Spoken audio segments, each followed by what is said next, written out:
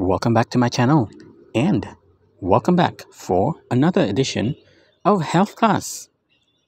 Magandang araw po sa inyong lahat.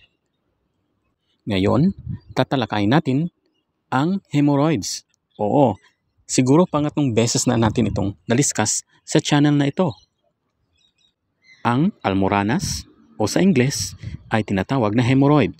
Bagamat ito ay karaniwan, mahalaga na maintindihan natin kung ano ito, paano ito maiiwasan, at paano ito magagamot. Ano ang almoranas? Ang almoranas ay ang pamamaga o paglaki ng mga ugat sa palibot ng puwetan o butas ng puwet or in English, anus, at sa ibabang bahagi ng rectum. May dalawang uri ito. Una ay ang panlabas na almoranas or external hemorrhoid na makikita o mahahawakan sa labas ng puwet. Maaaring magdulot ng pananakit, pangangati, at minsan ay pagdurugo. Ang pangalawang uri ay ang panloob na almoranas or internal hemorrhoid. Matatagpuan ito sa loob ng rectum at kadalasan ay hindi masakit, ngunit maaaring magdugo.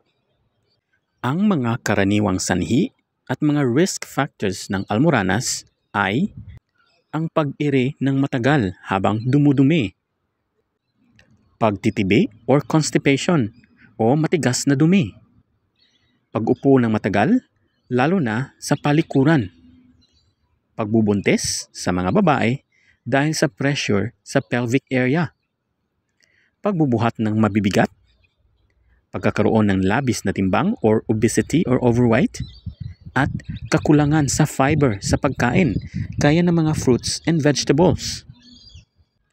Paano naman natin malalaman kung may almoranas ang isang tao?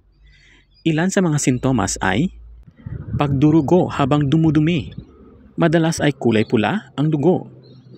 Pangangati o iritasyon sa palibot ng puwet. Pamamaga o bukol sa may puwetan. Pananakit o kakulangan sa ginhawa kapag nakaupo. Sa malalang kaso, maaaring lumabas ang almoranas sa butas ng puwet. Kung may sintomas, mainam na magpatingin sa doktor. Ang doktor ay maaaring mag-examine ng visual inspection sa labas ng puwet. Gumamit ng digital rectal exam sa pamamagitan ng pagsuot ng guwantes at pagpasok ng daliri sa rectum para makapa kung meron bang pamamaga sa loob ng rectum. Ang inyong doktor ay pwedeng mag-recommend ng anoscopy or sigmoidoscopy para makita ang loob ng rectum. Pero hindi lang puro sakit ang hemorrhoid. Alam mo ba na ang hemorrhoid ay normal na bahagi ng ating katawan at tumutulong sila sa pagpigil ng paglabas ng dumi o hangin o gas. Kasama sila sa mga istrukturang tumutulong magsara ng anus. Para silang seals na panlinis at pantakip ng butas ng puwet kapag hindi tayo dumudumi. Tumutulong din sila sa pagkontrol ng pagdumi. Nakakatulong sila sa fine control ng paglabas ng dumi lalo na kapag malambot ito. At pinipigil nila ang pagtagas ng maliliit na likido sa puwet para maiwasan ang leakage ng mucus o likido sa puwet. O di ba, may purposes din sila. Depende sa tindi ng almoranas, may iba't ibang paraan ng paggamot. Merong mga home remedies or natural na paraan. Kagaya na lamang ng warm sitz bath. Ito ay ang pag-upo sa mainit-init na tubig. 10 to 15 minutes. Pwede rin ang pag-inom ng maraming tubig. Pagkain ng fiber-rich food gaya ng gulay, prutas at whole grains. Pag-iwas ng pag-ire at pag-ire na matagal at pwedeng gumamit ng cold compress sa namamagang bahagi. Siyempre, pwede rin gumamit ng mga medicines kagaya na lamang ng over-the-counter creams or suppositories na may hydrocortisone.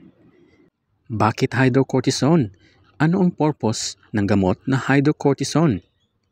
Ang hydrocortisone ay isang uri ng corticosteroid. Steroid na gamot kumbaga na ginagamit para bawasan ang pamamaga, pangangati, at iritasyon. Karaniwan din itong ginagamit sa mga may skin allergy or eczema, rashes, at insect bites. Karaniwang ginagamit ang hydrocortisone cream or ointment at pinapahid sa apektadong bahagi ng balat or katawan. Sa almoranas, minsan ay nasa suppository form ito, meaning kailangan itong ipasok sa puwet. Paalala, huwag gamitin ng matagal nang walang payo ng iyong doktor dahil maaaring manipis ang balat sa sobrang paggamit nito. Pwede rin gumamit ng Nurofen. Ang Nurofen ay isang gamot na considered as non-steroidal anti-inflammatory medication. Ito ay isang brand name ng gamot na ang pangunahing sangkap ay ibuprofen. Ito ay isang pain reliever at anti-inflammatory na gamot. Karaniwang gamit ito sa pananakit ng katawan gaya ng likod, kasukasuhan at ulo. Pwede rin itong gamitin sa lagnat at pananakit ng regla. Ito ay kadalasang tablet, capsule, or syrup form. Kadalasang iniinom pagkatapos kumain upang hindi masaktan ang tiyan. Paalala lang, iwasan kung may ulcer ka, sakit sa bato, o problema sa puso. At huwag abusuhin. May limitasyon sa dami ng pwedeng inumin sa loob ng isang araw. Kung hindi nakakatulong ang mga gamot, pwede naman ang mga procedures or surgery. Meron tayong tinatawag na rubber band ligation. Nilalagyan ng goma ang almoranas para mamatay ito. Meron ding sclerotherapy. Ito ay ang pag-inject ng solusyon para lumiit ang ugat. At hemorrhoidectomy. Ito ay ang pag-opera para tanggalin ang almoranas. At ang mas modernong paraan ay ang laser treatment. Kailangan niyong kumonsulta sa inyong doktor para malaman kung ano ang mas suitable at safe procedure na para sa inyo.